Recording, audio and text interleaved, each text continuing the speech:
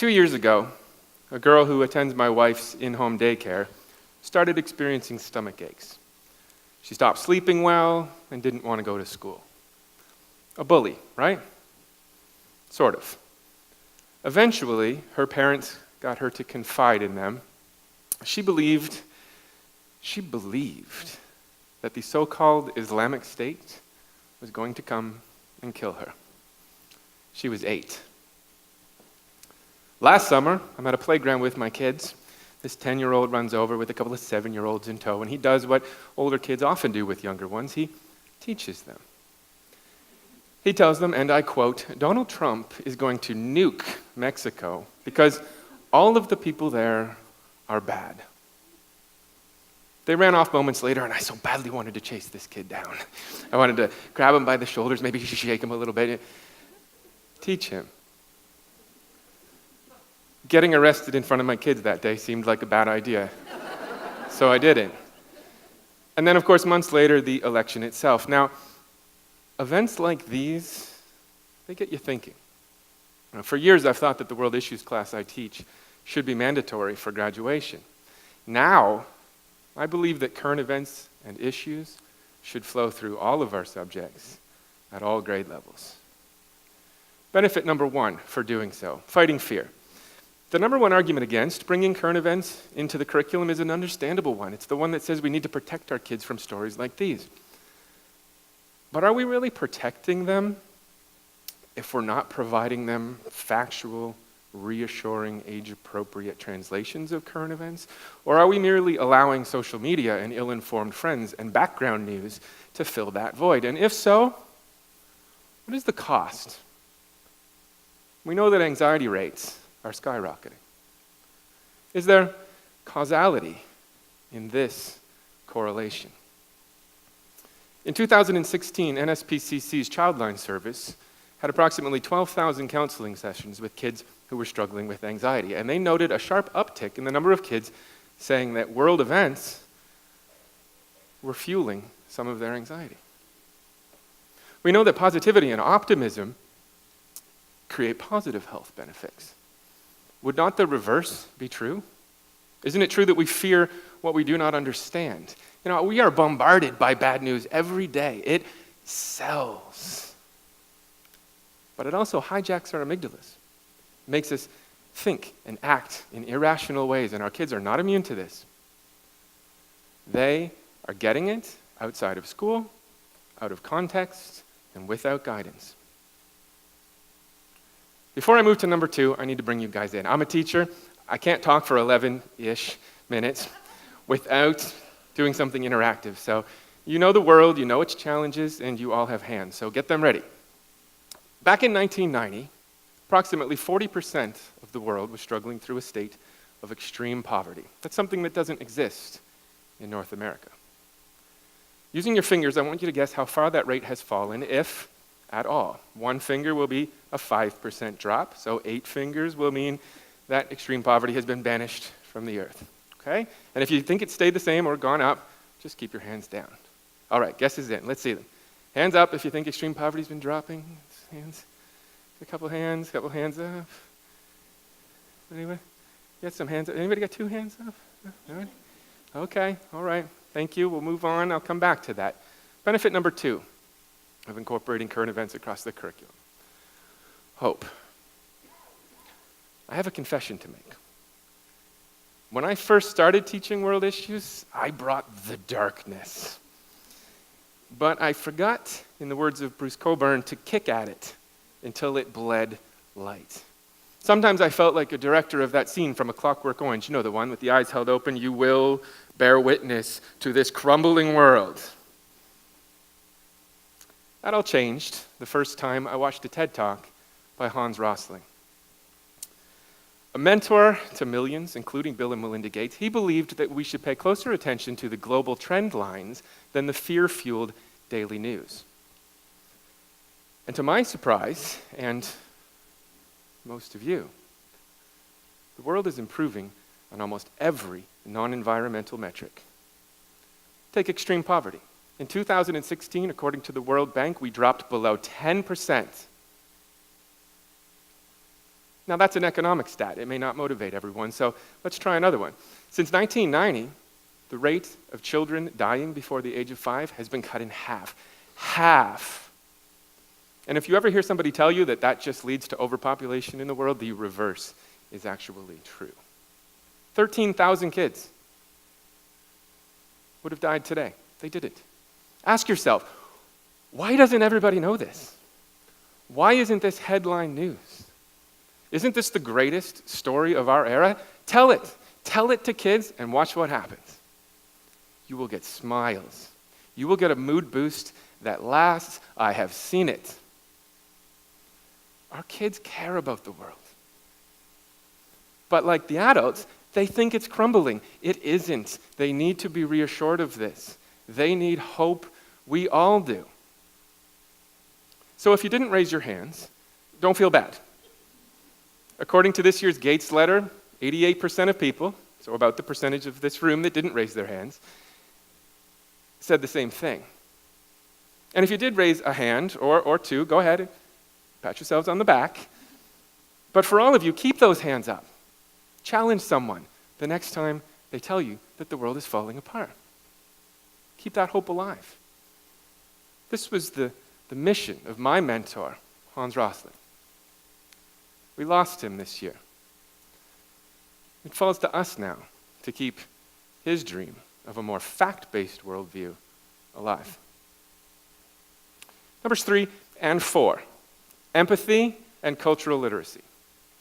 According to a University of Michigan analysis of 72 studies spanning 30 years, teen empathy rates have dropped 40% in 3 decades. Narcissism rates are up 58%. Now, there are many reasons for this,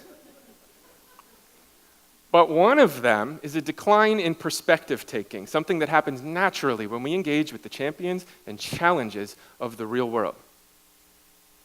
For the last 7 years, my volunteer work has involved connecting teachers from all over North America and thousands of their students with peers on the other side of the globe via Skype. There were a lot of benefits, but the largest one was empathy enhancement. Current events doesn't just need to be about reading or watching now. It can and should involve connecting. Number 5, sharing a common reality.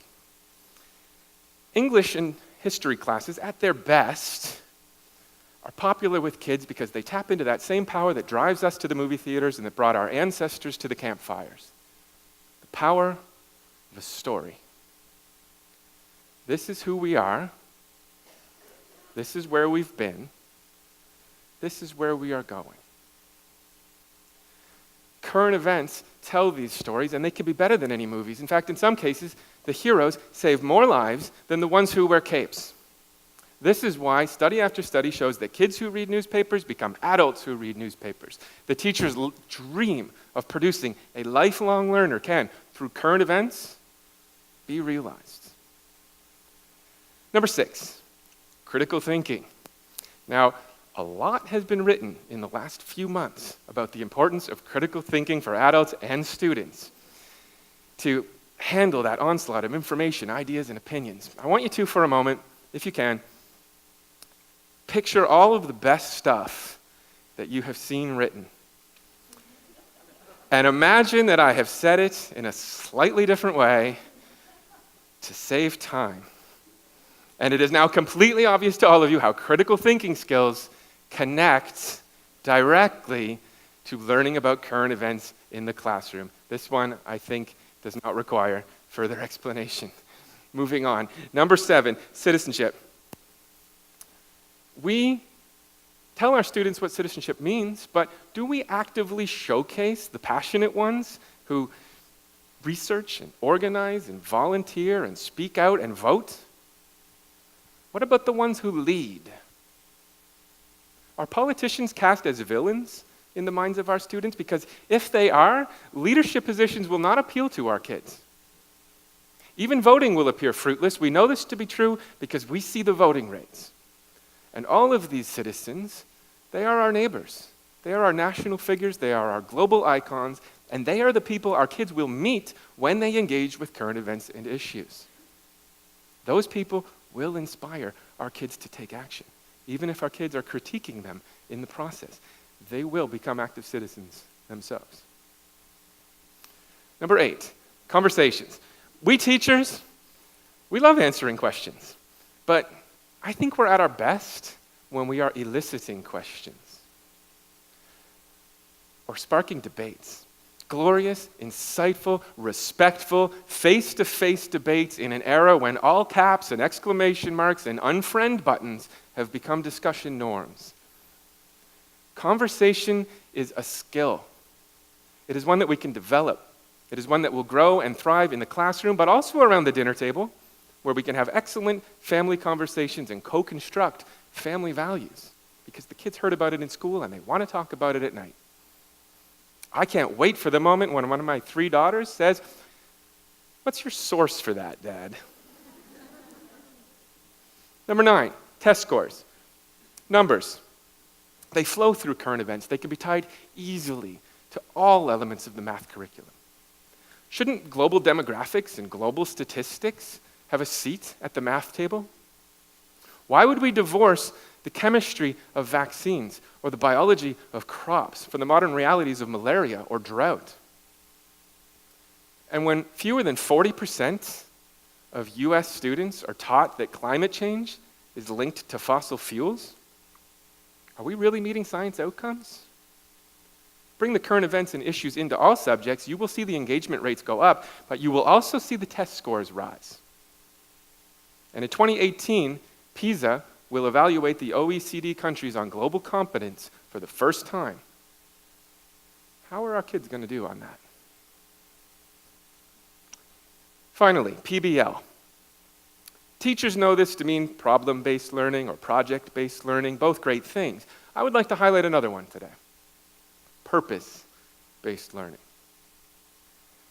When our students critically engage with current events and issues and collectively craft solutions, purpose will follow. And if you cannot find that in the curriculum, I guarantee you we will find it in the school's mission and vision statements. What are our kids going to become? What do we want them to become? It's a big world. And teachers are asked to do far too much already. So let me suggest 2 quick things to do to get started, whether you are a teacher or a citizen or a parent. First, find a current events resource that is written specifically for youth.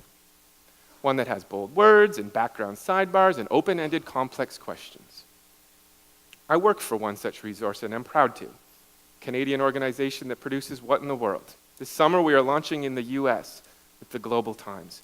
There are lots of other resources. Find one. Number 2, tap into the power of the UN's Sustainable Development Goals. This universal charter for a better world, this rainbow of cross-curricular connections, follow it. And at the end of it, you will find solid gold resources and inspiring videos with celebrities and wonderful connections for kids. It is a great entry point. This is why a few teachers and I founded this year Teach SDGs.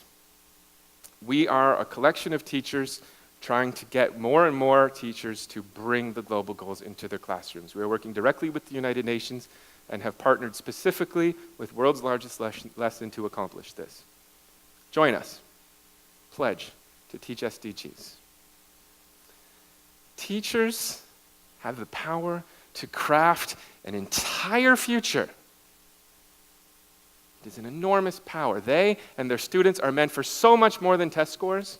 They and you are meant to serve this world, and our kids can come with us, but we have to teach them about the world first. The real world.